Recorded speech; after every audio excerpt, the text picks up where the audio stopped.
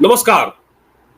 आप देख रहे हैं हमारा चैनल और हमारे साथ मौजूद है फॉर्मर रॉ ऑफिसर एन.के. सूद साहब। एक बार फिर से स्वागत है सर आपका। नमस्कार, जय हिंद। नमस्कार जी, शुक्रिया बहुत बहुत पंडित जी। सूद साहब, आज संसद के सेंट्रल हॉल में जो एक एनडीए की बैठक थी, बड़े एनडीए के लोग जुटे थे, बड़ा भारी जमावड़ा था और उसमें प्रधानमंत्री मोदी को संसदीय दल का नेता चुन लिया गया और उसमें पूरे जितने भी सदस्य थे बड़ी गर्मजोशी उसमें देखी गई और चंद्रबाबू नायडू, नीतीश कुमार और बाकी जितने घटक दल के जो नेता हैं, उन्होंने कहा कि हम पूरी तरह से प्रधानमंत्री मोदी के साथ हैं और खास तौर पर इसमें नोटिस किया गया नीतीश कुमार को।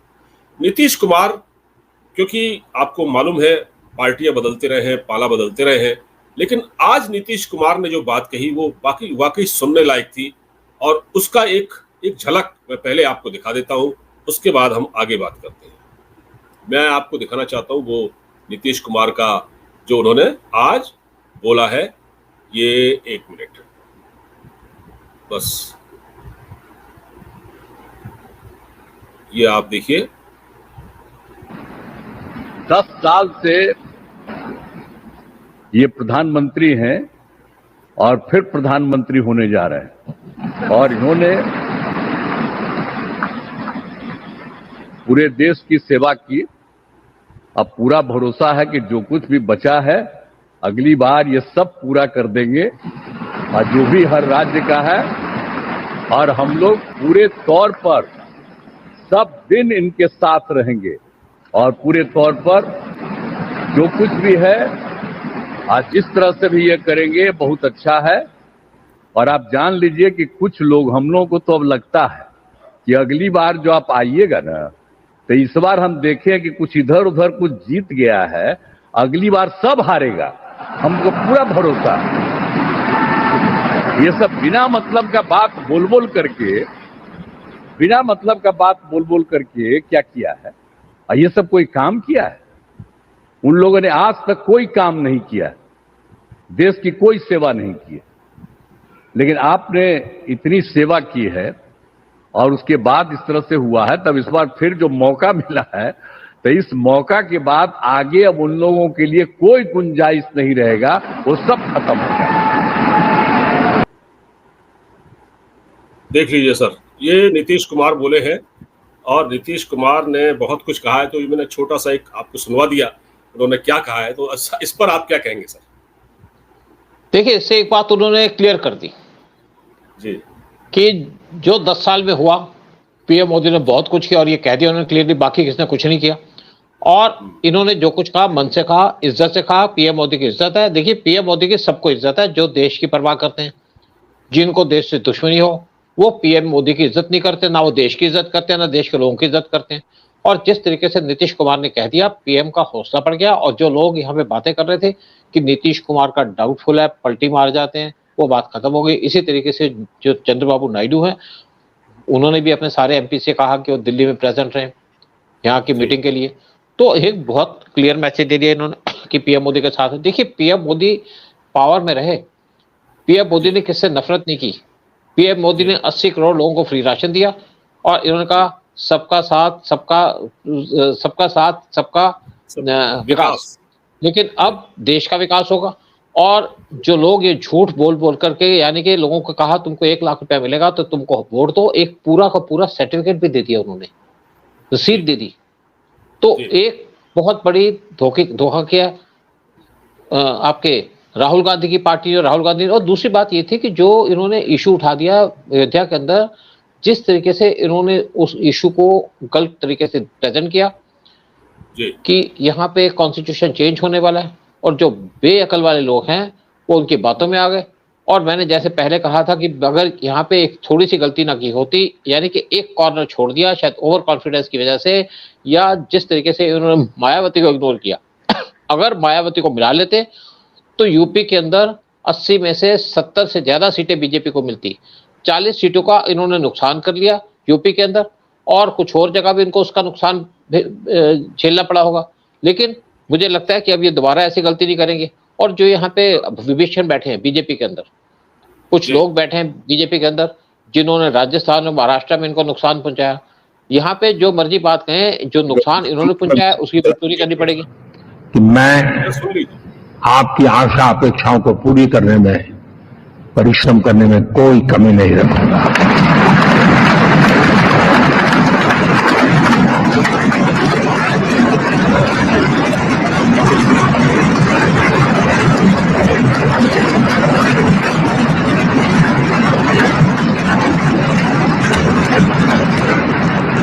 मेरे लिए जन्म सिर्फ और सिर्फ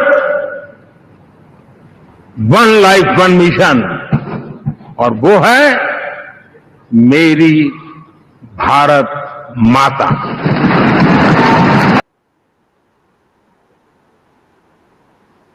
तो बड़े सच्चे इंसान है, बड़े मेहनत से काम किया इन्होंने। और लोग अब उल्टी सीधी बातें कर रहे हैं, उसने ये कर दिया, फलाना कर दिया, मोदी ने यहाँ गलती कर दी, मोदी ने फलानी गलती कर दी। मोदी ने कोई गलती नहीं की, मोदी ने पूरी मेहनत से काम किया, योगी ने पूरी मेहनत से काम किया। लेकिन कुछ जो लुच्चे लोग हैं उन्होंने यहाँ षड्यंत्र रचा और उनका षड्यंत्र सक्सेसफुल हो गया। हर एक बार नहीं होगा। जिन्होंने कोई काम नहीं किया, जो देश को मिट्टी में मिलाना चाहते हैं। मैं कांग्रेस की बात कर रहा हूँ। ये सारा षड्यंत्र बचा करके आप 93 सीटें तो ले गए, लेकिन आप पावर में नहीं आए, क्योंकि आपका एजेंडा ही नहीं है कि देश की सेवा करना। देखिए, पीएम मोदी ने जिस तरीके से शिव जी की सेवा की है, जिस तरीके से इन्होंने मंदिर बनाए, जरूर इनको भगवान का आशीर्वाद है, तभी पावर में आए। और जो होता है अच्छे के लिए होता है। अब पीएम मोदी को यहाँ पे जरूर पूरी मेजोरिटी नहीं मिली, या बीजेपी को पूरी मेजोरिटी नहीं मिली, लेकिन जो इनके साथ लोग हैं उनकी छोटी छोटी डिमांड्स है, पीएम मोदी पूरा करेंगे। और डिमांड के अंदर कोई ऐसी बात नहीं है जैसे नीतीश कुमार चाहते हैं कि बिहार को एक स्पेशल स्टेटस दिया जाए। कोई बात नहीं, कुछ 1 लाख करोड़ खर्च करने होंगे, खरीदेंगे भी पीएम मोदी। और अगर जैसे नायडू भी कहते हैं कि उनकी सिचुएशन मजबूत होगी, वहां पे भी पैसा दे दें। लेकिन ये जो दोनों लोग हैं, ये कोई यहाँ पे हिंदू को टारगेट नहीं करेंगे, बीजेपी के साथ रहेंगे और बीजेपी के साथ चलेंगे, क्योंकि इन्होंने सारा भुगत लिया है। नीतीश कुमार ने बहुत बार लालू यादव के साथ दोस्ती की, लेकिन हर एक बार उनको जब भागना पड़ा, उनकी गंदी आदतों की वजह से, उनके नीच विचारों की वजह से। और इसी तरीके से अब नायडू भी समझ गए कि यहाँ पे क्या होना चाहिए, किस तरीके से देश को चलना चाहिए। वो अपनी स्टेट को संभालना चाहते हैं, ठीक है, उनको वहाँ पे रूल मिले, कोई बात नहीं। उन्होंने जो पास में जो किया हो अपने फादर इन लॉ से, वो अलग बात है। लेकिन मैं नहीं सोचता कि नायडू ने कोई ऐसा काम किया हो जिससे कोई उनके ऊपर उंगली उठाए कि उन्होंने देश का नुकसान किया। जैसे वाईएसआर की जो कांग्रेस थी, वहां पे क्रिश्चियनिटी में कन्वर्ट किया जा रहा था। नायडू ये काम नहीं करेंगे, और नायडू बड़ा सफर कर चुके हैं। जब ये आउट ऑफ पावर थे, तेलंगाना के अंदर इनकी जमीन और बाकी जो प्रॉपर्टी थी उसको उजाड़ दिया गया केसीआर के द्वारा। अब केसीआर की लड़की जेल में है, और जो आंध्रा के अंदर इनके लोग थे उनके ऊपर गलत तरीके से एफआईआर फाइल की गई, इनको टारगेट करने के लिए। लेकिन अब ये उठ चुके हैं। और विशाखापट्टनम के अंदर कुछ ऐसी इशू उठाए हुए थे पिछली गवर्नमेंट ने, जो इन्होंने आते ही रिजॉल्व कर दिया। तो वहां पे भी लोग बहुत खुश हैं। और मुझे देखिए, नायडू जो है, जब ये चीफ मिनिस्टर थे आंध्रा के, जब एक अकेली स्टेट थी, मतलब तब टूटी नहीं थी। ये जब पावर में आए थे तो इन्होंने आईटी के सेक्टर को बहुत ज्यादा प्रमोट किया था, और आईटी का सेक्टर बहुत ज्यादा डेवलप भी हुआ था। लेकिन अच्छे एडमिनिस्ट्रेटर हैं, और इन्होंने सारा का सारा जो अपना है कंप्यूटर के ऊपर लोड कर रखा था। सारी इंफॉर्मेशन इनके पास रहा करती थी। और ये पावर तो लूज कर गए, मे बी कोई रीजन हो सकता है, क्योंकि आप हमेशा तो पावर में बैठ नहीं सकते, एंटी इनकम्बेंसी का भी इशू भी हो सकता है। और पीएम मोदी की इज्जत बहुत है देश के अंदर, लेकिन कुछ ऐसे इशू है जो छोटे छोटे इशू उठा करके कांग्रेस ने इनके सामने रख दिए, और लोग उसमें भ्रमित हो गए। लेकिन पीएम मोदी को थोड़ा झटका लगा है, लेकिन पीएम मोदी तो कमजोर हुए। पीएम मोदी ने बहुत भुगता हुआ है इस देश के अंदर। नॉर्मल आदमी थे, छोटे आदमी थे, गरीबी में रहे, और जब ये इनको चीफ मिनिस्टर बनाया गया गुजरात का, तो वहां पे इनके पावर संभालते ही वहां पे राइट्स करवा दिए कांग्रेस ने, और इनके लिए बड़ी मुश्किल पैदा कर दी। लेकिन इन्होंने उस सिचुएशन से उभर गए, और इनके ऊपर हमेशा टारगेट करते रहे। लेकिन पीएम मोदी संभलते रहे और अपने स्टेट को डेवलप किया। जब सेंटर में आए तो सेंटर को डेवलप किया। तो पीएम मोदी जैसा कोई काम करने वाला है नहीं। और जिन लोगों ने शोर मचाया था, जैसे पाकिस्तान ने शोर मचाया था, आप देखिएगा पाकिस्तान का क्या हाल होता है। और पीएम मोदी अब पावर में आ चुके हैं, इनको सपोर्ट मिल चुकी है, और पीएम मोदी खुल के काम करेंगे। ठीक है, हर एक पार्टी चाहती है कि उनके एमपीज को मिनिस्टर बनाया जाएगा, कोई इशू नहीं है। लेकिन पीएम मोदी किसी को डिफेंस तो देंगे नहीं, किसी को होम नहीं देंगे, किसी को फाइनेंस नहीं देंगे। एक मिनट, मैं यहीं आ रहा हूं। जो न्यूज मिली है, जो हमें पता चला है, उसमें यह कहा जा रहा है कि सर अभी 2 मिनिस्ट्री जेडीयू को, नीतीश कुमार की पार्टी को मिल रही है, 2, और 2 टीडीपी को मिल रही है। और जो 2 टीडीपी को मिल रही हैं उसमें से टीडीपी को एविएशन मिनिस्ट्री भी है, ये हमको पता लगा है। और बाकी धीरे धीरे अब अंदर डिसाइड हो रहा होगा।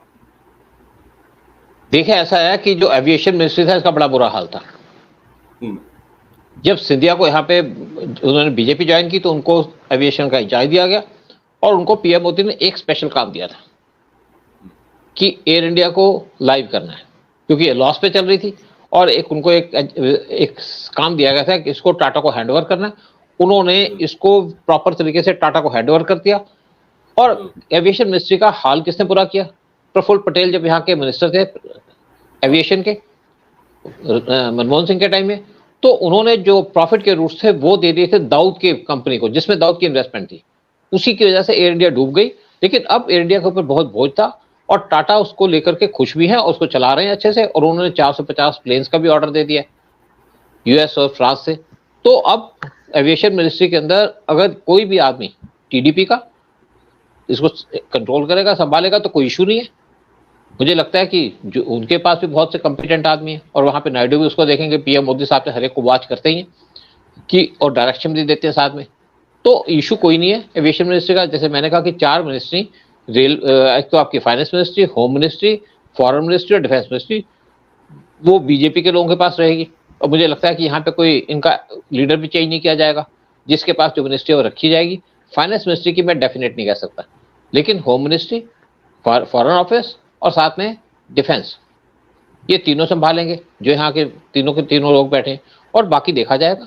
लेकिन बाकी देखिए, जो आपके एलाइजा, आपने उनका ख्याल तो रखना है। और अगर टीडीपी के चीफ चंद्रबाबू नायडू स्पीकर की पोस्ट मानते हैं तो मुझे नहीं लगता कि बहुत बड़ी रिक्वायरमेंट है। उनका अपना एजेंडा होगा, कुछ काम करना चाहते होंगे।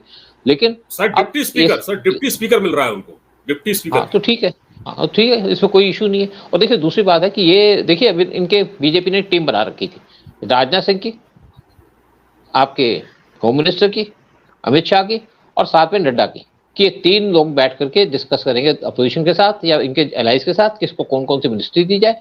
और ठीक है, दे दिया। और मुझे लगता है कि जो सारी बातें थी कि यहाँ पे कोई पलटी मार जाएगा या कुछ छोड़ जाएगा, अब सारी बातें एट रेस्ट है। और अब पीएम मोदी 9 तारीख को पीएम मोदी अपना एजेंडा देंगे और काम करेंगे। अगर इनको अच्छी मेजोरिटी मिलती, 350 से या 370 के आसपास सीट मिलती, तो और अच्छे काम कर सकते थे। लेकिन कुछ झटके लगे हैं, महाराष्ट्र के अंदर लगा, यूपी के अंदर लग गया, जैसे भी कोई योगी की वजह से नहीं लगा, और तीसरा जो राजस्थान में लगा, और चौथा लगा वेस्ट बंगाल के अंदर। अदरवाइज आप देखिए बाकी स्टेट के अंदर तो इनको पूरी की पूरी सीटें मिली हैं। जहां पे इनकी से थी वहां पे जीत गए, दिल्ली के अंदर जीत गए, और साथ में हिमाचल, मध्य प्रदेश, उड़ीसा में तो सरकार बन गई। देखिए उड़ीसा की प्रॉब्लम ये थी कि उड़ीसा के जो चीफ मिनिस्टर थे नवीन पटनायक, बहुत अच्छे आदमी थे, मैं उनकी बहुत इज्जत भी करता हूँ। लेकिन उसके साथ प्रॉब्लम नहीं थी, कुछ हेल्थ प्रॉब्लम थी, और पीएम मोदी उनसे अलायंस भी करना चाहते थे। लेकिन जब एंड में देखा गया कि यहाँ पे कुछ, देखिए होता क्या है कि पीएम को कुछ इंटेलिजेंस की रिपोर्ट्स मिलती हैं कि उनके साथ जो उनके एडवाइजर्स हैं जो नॉन ओडिसी हैं वो कंट्रोल ले रहे हैं। और ये कुछ लोग कह रहे हैं कि उनको कुछ गलत टाइप की दवाइयां दी जा रही थी उनकी सेहत को बिगाड़ने के लिए। और पीएम मोदी ने इलेक्शन के टाइम में कहा था कि इनकी मैं पूरी इंक्वायरी कराऊंगा, और पीएम मोदी जो कहते हैं वो करते भी हैं, इंक्वायरी कराई जाएगी। क्या नवीन पटनायक के साथ कोई ज्यादती की गई है? क्या उनकी सेहत के ऊपर कोई एक्शन दिया जा रहा है? कोई उनको खराब की जा रही है? कोई गलत टाइप की मेडिसिन दी जा रही है? और मुझे लगता है कि पीएम मोदी इसको देखेंगे। और मैं एक और सोचता हूँ कि हो सकता है कि पीएम मोदी नवीन पटनायक से मिलने भी जाए, क्योंकि बहुत सा उनका इंपॉर्टेंट रोल है। लेकिन अब पिछले कुछ महीनों से वहां पे उनकी सेहत खराब चल रही थी, जिसकी वजह से बीजेपी वहां पे पावर में आ गई। तो देखिए सब जगह ठीक है, साउथ के अंदर बड़ी कोशिश की, केरला में पहली बार इनको 1 सीट मिली है, और तमिलनाडु में अच्छी इनकी कोशिश थी, और वहां पे नंबर 3 पे आई है इनकी पार्टी। मतलब उनको 11% वोट मिली है, और उम्मीद ये थी कि इनको 10% के आसपास मिलेगी, और उम्मीद थी कि यहाँ पे 2 या 3 सीटें ले सकते हैं, वो ये ले नहीं पाए।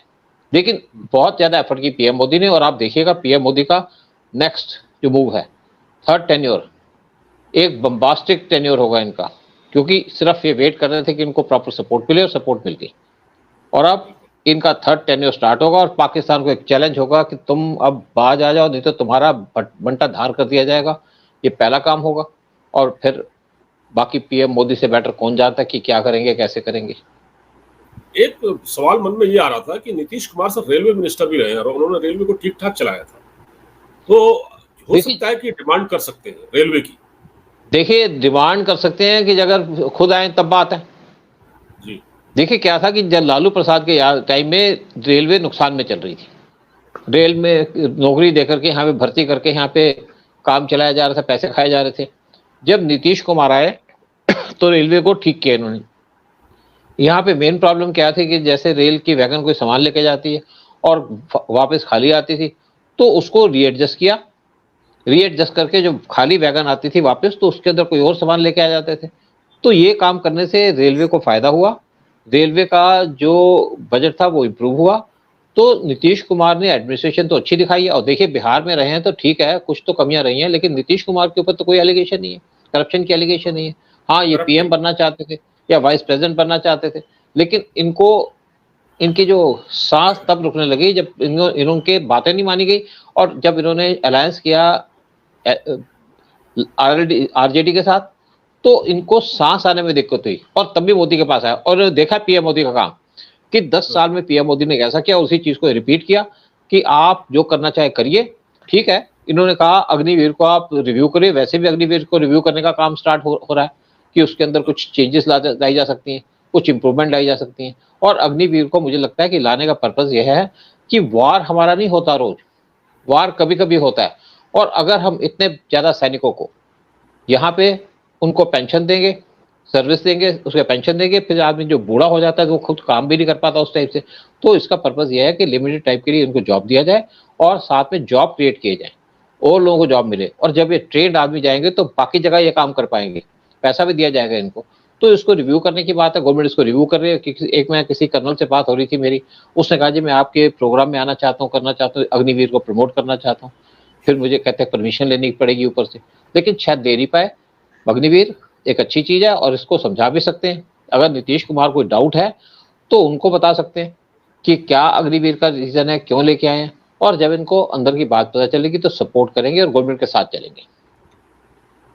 बिल्कुल ठीक है सर, बिल्कुल इसका रिव्यू अगर करना चाहे तो कर भी सकते हैं, क्योंकि अग्निवीर योजना को लेकर आंदोलन भी हुआ था, उत्तर प्रदेश में भी हुआ था, बिहार के कुछ हिस्सों में भी हुआ था। तो अगर रिवाइवल की जरूरत है, कुछ है, तो उसको जरूर कर लेना चाहिए, इसमें क्या दिक्कत है। और आगे हम उम्मीद करते हैं कि जो सरकार है, जब 9 तारीख को प्रधानमंत्री मोदी शपथ लेंगे, उसके बाद सरकार अपना काम शुरू कर देगी। और उम्मीद यह है कि सरकार बेधड़क चलेगी, बगैर किसी हर्डल के। और उसी जब सरकार इस एक स्मूथली वर्क करेगी, तभी जो विकास के कार्य हैं वो भी पूरे हो सकते हैं। बिल्कुल सर नमस्कार। विकास तो हो ही, देखिए। हाँ, नमस्कार, बहुत बहुत शुक्रिया।